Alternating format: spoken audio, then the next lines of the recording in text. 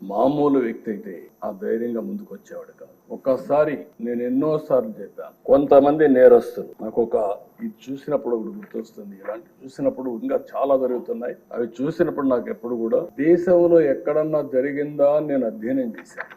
ఇక్కడుండే శాసనసభ్యులు 5 కోట్ల ప్రజలు కూడా అర్థం చేసుకోవాల్సిన అవసరం ఉంది. రెండోది, ఆయన విషయంలోనే కాదు, నా విషయంలో కూడా జరిగిన తర్వాత ఏదైతే నా అభిప్రాయాన్ని ధృవీకరించుకున్నా, నేను జైల్లో ఉన్నప్పుడు నా రూమ్ లో కూడా సీసీటీవీ కెమెరాలు పెట్టి నేరుగా వాచ్ చేయాలని ప్రయత్నం చేశారు ఇక్కడి నుంచి, రిమోట్ నుంచి. అదే ఈయన విషయంలో కూడా ఆయన్ని కొడుతూ టీవీలో, సెల్ ఫోన్ లో ఆనాటి ముఖ్యమంత్రి చూశారని వారు చెప్పే పరిస్థితికి వచ్చారు. అది ఆ రోజు నాకు నమ్మశక్యంగా అనిపించలేదు. కానీ నా విషయంలో ఎక్కడైతే నన్ను జైల్లో పెట్టారో ఆ రూమ్ లో కూడా సీసీటీవీ కెమెరా పెట్టి నేను ఏ విధంగా ఉన్నానో వాచ్ చేయడానికి ప్రయత్నం చేశారన్నప్పుడు నాకు నా అభిప్రాయాలు కన్ఫర్మ్ అయినా. అది అయిన తర్వాత నేను చాలా సార్లు ఆలోచించాను, ఎక్కడన్నా ఇలాంటి వాళ్ళు ఉన్నారా, ఎక్కడన్నా జరిగిందా ప్రపంచంలో అని అడిగితే ఒకే ఒక వ్యక్తి దొరికాడు. ఆ వ్యక్తి కొలంబియాలో ఎన్నో ఏళ్లకు మునుపు కాదు, 1980-85 ఆ ప్రాంతంలో ఏదైతే పాబ్లో ఎస్కోబార్, అతనికి ఇతనికి కరెక్ట్ గా సరిపోతున్నాయి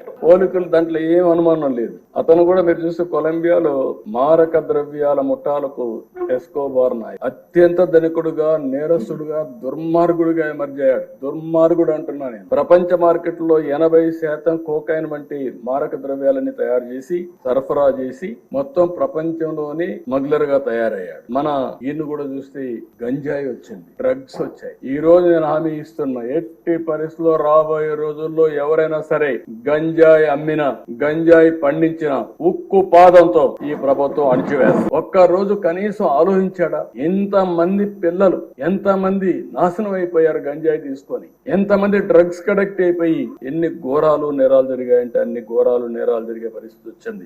ఆ పాబ్లో ఎస్కోబార్ అయితే 1985లో సుప్రీం కోర్టులో గెరిల్లాతో దాడులు చేపించాడు. 11 మంది న్యాయమూర్తిని చంపేశారు. ఇది ఈ ఎంపీని కూడా అదే విధంగా చంపారు. కనీసం ఈ దేశంలో ప్రజాస్వామ్యంలో కాస్తో కోస్తో చెక్స్ అండ్ బ్యాలెన్సెస్, కోర్టులు ఇవన్నీ ఉన్నాయి కాబట్టి కొంతవరకన్నా బయటపడ్డాం, గానీ లేకపోతే ఇతన్ని ఎప్పుడో ఎలిమినేట్ చేసే పరిస్థితికి వచ్చారు.